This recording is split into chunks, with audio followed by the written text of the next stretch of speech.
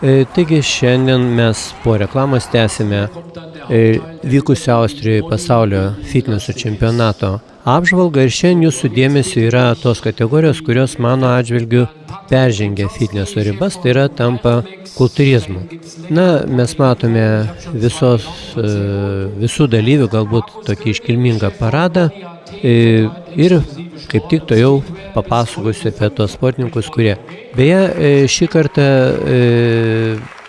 įdomu tai, kad būtent Tarptautinės fitneso federacijos prezidentas ponas Hofmanas sugebėjo prisikviesti daugumą kultūristų į varžybas ir šį kartą fitneso pasaulio čempionatas tapo, per pusę ir kultūrizmo čempionatu.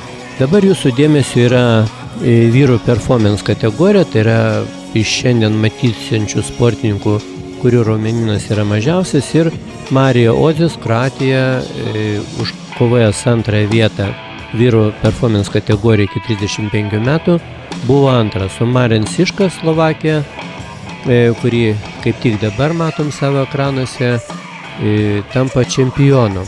Beje, kovodamas jis su vyresnių sportininkų, tai yra Jons Voš iš Vokietijos, kuris laimėjo kategoriją virš 35 metų, pralaimėjo jam ir šį kartą vyresnis sportininkas buvo absoliutus tos kategorijos čempionas. Mes kaip tik Vokietį ir matom, tai yra Jens Vos.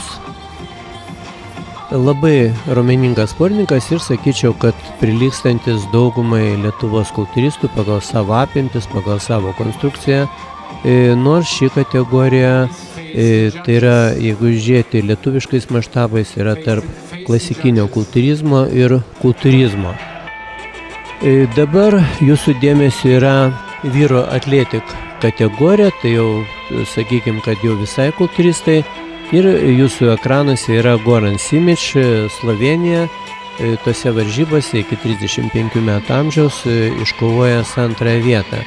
O nugalėtojų tampa Pavlas Miladis iš Graikijos, labai įdomus, tvarkingas sportininkas, simetriškas, kaip tik jis jūsų ekranuose, šviesiaplaukis, kas galbūt nebūdinga graikams. Šiais laikais, sako, ne tik moteris moka keisti spalvą, bet ir vyrai. Taigi, kategorijos nugalėtojai tampa Pavlas Miladis. Beje, vėliau jis pasirodo įveiks ir vyresnį sportininką, tai yra vyro atletik kategorijos virš 35 metų amžiaus kategorijos nugalėtojai ir tampa absoliučių nugalėtojai būtent šioje kategorijoje. O kol kas žavimės būtent graiko pasirodymu.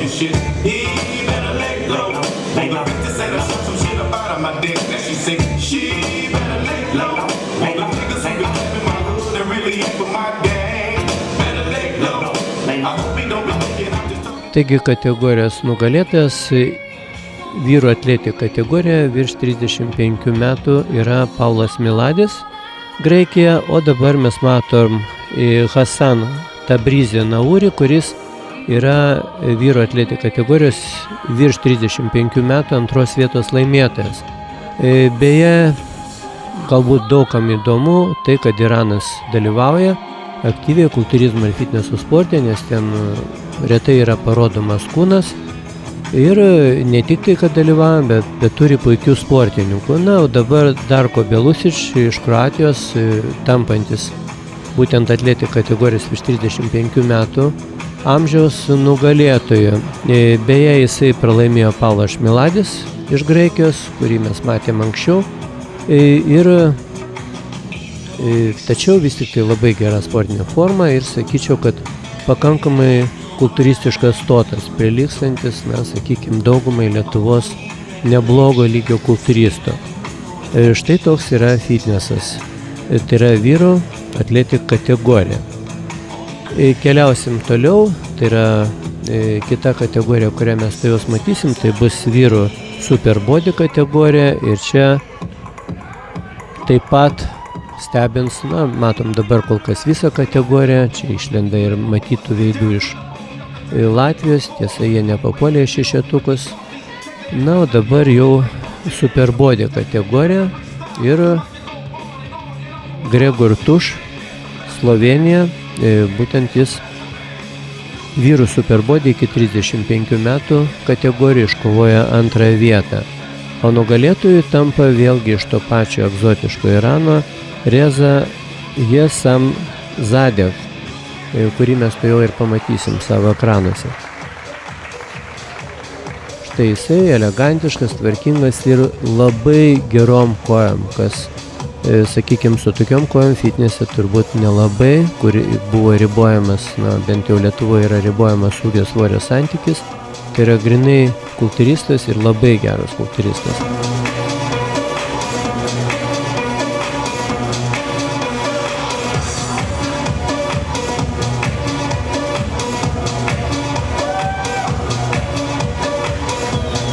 Gera nugara, ne tik kojas geras, puikus raumuo. Na, o dabar jūsų dėmesiui tai yra Slavica Džordževič Brosjan Sebron, Slovenija. Sportininkas iškovojęs antrąją vietą vyrų iki 35 metų amžiaus kategorijos, superbody kategorijai. Na, visiems slovenam būdinga šukuosena ir jūsų ekranuose dar vienas iš buvusios Jugoslavijos Respublikos, tai yra iš Serbijos Slavica Džordževič, kuris tampa nugalėtoju šioje kategorijoje. Tiesa, vėliau kovoje su jaunesniu sportininku šis sportininkas pralaimėjo, nusileisdamas būtent iraniečiui kovoje dėl absoliutaus nugalėtojo vardo, būtent superbody kategorijai. Na ir kita kategorija, jeigu ši kategorija dar daugumai Lietuvos kultūristų yra pasiekima, tai sakyčiau, kad vyrų extreme body kategorija, kurią dabar matote, papulti šešetuką šiai dienai, nežinau, kuris iš mūsų sportininkų galėtų. Galbūt vienas kitas galėtų pabandyti sudalyvauti fitneso varžybose ir iškovoti nors trečią vietą, kurią iškovojo būtent Slavoj Bernard iš Čekijos, jis buvo trečias toje kategorijoje. Beje, šis sportininkas puikiai startavo ir savaitę anksčiau vykusiose NABA Universum varžybose, kurias mes parodysim po naujų metų.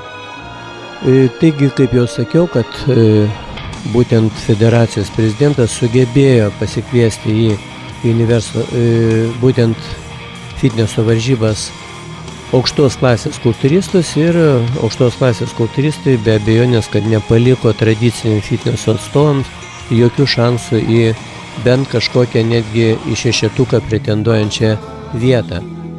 Dar vienas tikrai garsus kultūrizmo pasaulyje sportininkas, tai yra Džiri Barkovets iš Čekijos, šį kartą lieka antras fitneso varžybose, nors kas įdomiausia, kad jis Universum varžybose tik nesenai iškovojo čempiono titulą antroji kategorija. Kaip matot, pilnas raumuo, tvarkingas raumuo, sportininkas neturi to būdingo reljefo, kurį demonstruoja fitneso sportininkai, kada praktiškai matosi kiekviena gyslelė. Čia yra stambios skaidulos, stambus kontrastingas raumuo, bet jis yra pilnas, žydintis. Toks yra būtent kultūrizmas. Tokio kultūrizmo norėtųsi daugiau matyti ir Lietuvoje. Na, to jos mes pamatysime ir Vojtechą Korelenskį, taip pat iš Čekijos. Štai jūsų ekranuose galingas sportininkas, tiesa, šiais metais jam nepasisekė, NABA Universum varžybose į savo kategoriją liko tik tai antras, nors metais atgal jisai buvo tapęs netgi ir absoliučiu NABA Universum čempionu. Tiesa, šiais metais jo sportinė forma yra šiek tiek silpnesnė. O dabar norėčiau su jumis atsisveikinti, palikdamas jūs būtent su gražiais kultūristais fitneso pasaulio čempionate. Pasidžiaugti tai, kad Lietuvos sportininkai būtent fitneso kategorijose iškovojo 4 net pirmasis vietas, 2 antrasis ir 1 trečią. Sakykime, kad vienas iš aukščiausių pasiekimų dalyvaujant tose varžybose ir susitiksime po 2 savaičių tais pačiais kanalais tuo pačiu metu. Viso labo.